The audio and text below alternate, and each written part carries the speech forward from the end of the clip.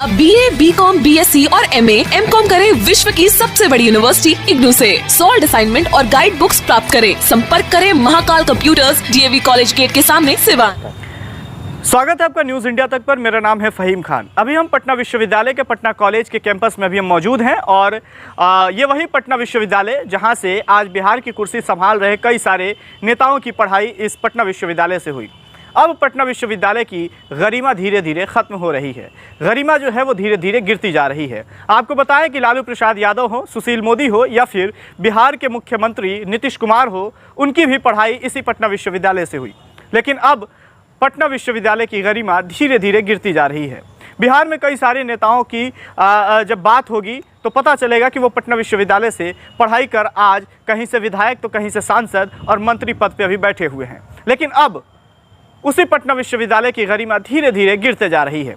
खैर, हमारे साथ इस पर खास बातचीत करने के लिए पटना विश्वविद्यालय के छात्र संघ से चुनाव जीते दरभंगा हाउस के काउंसलर खालिद जमशेद हैं, जो कि सिवान से ताल्लुक़ रखते हैं, हमारे साथ हैं। इनसे जानने की कोशिश करेंगे। और एक ख़ास बात कि कई बच्चों से जब ऑफ कैमरा बातचीत हुई तो बच्चों ने बताया कि जो स्टूडेंट्स हैं यहाँ, छात्र छात्राएँ हैं, उन्होंने बताया कि शिक्षकों की कमी है, कई सारे क्लासेस नहीं चलते हैं। आखिर ये काउंसलर हैं, इस पर क्या कुछ कदम उठाते हैं? सबसे पहले खालिद जी, बहुत बहुत स्वागत है आपका। शुक्रिया। आपके साथ साथ सिवान के साथ साथ पूरे बिहार की जनता को हम स्वागत करते हैं आपके चैनल के माध्यम से। देखिए, जो लोग यहाँ से पढ़ कर गए, जो लोग मंत्री बने, जो लोग मुख्यमंत्री बने, उन लोगों ने इस शिक्षा संस्थान पर, विश्वविद्यालय पे ध्यान देना छोड़ दिया और लगातार इसकी गरिमा गिर रही है। आपने बहुत सही कहा कि गरिमा गिर रही है। क्यों? इसकी वजह यह है कि मुख्यमंत्री और जो मंत्री हैं शिक्षा विभाग के, उन्होंने इस पे तवज्जो देना छोड़ दिया।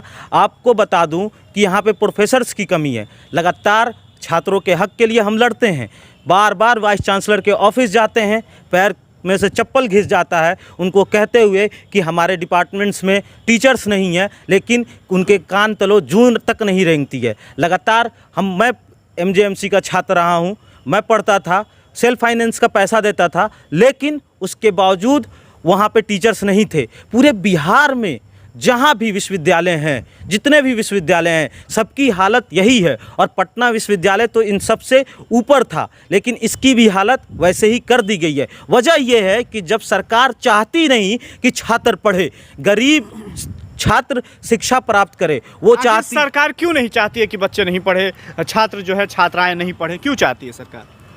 इस वजह से सरकार नहीं चाहती है क्योंकि सरकार चाहती है, चाहे बिहार की सरकार हो, चाहे केंद्र की सरकार हो, वो सिर्फ यही चाहते हैं कि जो छात्र हैं वो ना पढ़कर बदुआ मजदूर हो जाएं। उनके पास जब वो पढ़ेंगे नहीं तो वो सवाल नहीं कर पाएंगे। ये सरकार सवाल से डरती है। अगर मैं पढ़ लेता हूं तो मैं सरकार के आंख में आंख डालकर ये कहूँगा कि बताओ रोजगार क्यों नहीं मिला, बताओ मेरे शिक्षा का हक है, मुझे अच्छी शिक्षा क्यों नहीं मिली, मुझे पढ़ने का हक है, मुझे लाइब्रेरी का हक है, मैं लाइब्रेरी चाहता हूं कि मुझे किताबें मुहैया कराई जाएं, लेकिन ये किताबें नहीं मिलती। आप जो घोटाला करते हैं शिक्षा में, बड़े बड़े फॉर्म्स आते हैं, बहुत ज़्यादा फॉर्म्स आते हैं, उसकी फ़ीस भरवाई जाती है, सही टाइम पे रिजल्ट्स नहीं आते, रिजल्ट्स आते हैं तो उसमें भी धांधली, अगर आपका रिजल्ट आ जाता है प्लेसमेंट में धांधली। इन सारे धांधलियों को आप सिर्फ वो चाहते हैं। ये सारी धांधलियाँ चल रही हैं। खालिद जमशेद इसके लिए क्या कर रहे हैं? कभी शिक्षा मंत्री से मुलाकात की है? छात्रों के साथ छात्र संघ से चुनाव जीते हैं, पटना विश्वविद्यालय के दरभंगा हाउस से काउंसलर हैं आप, कभी छात्रों के साथ आपको मैं बता दूँ कि आप मेरे फेसबुक प्रोफाइल पे जाइएगा तो आप देखिएगा कि जब से हम चुनाव जीते हैं लगातार प्रदर्शन कर रहे हैं, लगातार अपनी मांगों को रख रहे हैं, लगातार सड़कों पे उतर रहे हैं। छात्रों के हक के लिए वाइस चांसलर के पास जाते हैं, कॉलेज का मुद्दा होता है तो प्रिंसिपल के पास जाते हैं, अगर उससे भी ऊपर मुद्दा जाता है तो शिक्षा मंत्री के पास जाते हैं। आप जाके देखिए, आप ये सोचिएगा कि अगर एग्जामिनेशन का मुद्दा होता है तो हम लोग जाके एग्जामिनेशन कंट्रोल में जो दिक्कतें आती हैं, जैसे अभी पिछली बार जब फॉर्म भरने का टाइम आया तो साइबर सेल में जो होता है फॉर्म भरने का, वो साइट सही से नहीं चल रहा था तो बच्चों का फॉर्म नहीं भरा गया। उसके लिए लगातार आंदोलन हुआ है इस यूनिवर्सिटी में, उस आंदोलन को किया है। अगर मान लीजिए घोटाला होता है, और जैसे अभी बीपीएससी का घोटाला हुआ, उसके लिए लोगों ने सड़कों पे उतरे, तो उसमें एक खालिद जमशेद भी था, उसमें बहुत सारे छात्र नेता थे पटना विश्वविद्यालय के। अगर कहीं से आंदोलन शुरू होता है और कहीं से आंदोलन शुरू किया जाता है तो पटना विश्वविद्यालय होता है, क्योंकि यहाँ पे पढ़ाई होती है। यहाँ के छात्र नेताओं को और छात्रों को ये सोचने का समझ है कि क्या गलत है और क्या सही है। तो फिर उसके ऊपर तो एफआईआर भी किया जाता है। एफआईआर होती है, तो एफआईआर से कौन डरता है भाई? एफआईआर से कोई डरता है? छात्र नेता कभी एफआईआर से डरता है? जब तक एफआईआर ना हो तो फिर क्या होगा? एफआईआर से कोई नहीं डरता, मैं नहीं डरता। हमको जेल ले जाइए, एक हमने नारा हम लोग देते थे जब आंदोलन करते हैं, जब तक जेल में चना रहेगा, आना जाना लगा रहेगा, तो हमको फ़र्क नहीं पड़ता। चना हम खा के भी जेल में रहने का काम कर देंगे, लेकिन छात्रों को हक के लिए लड़ते रहेंगे।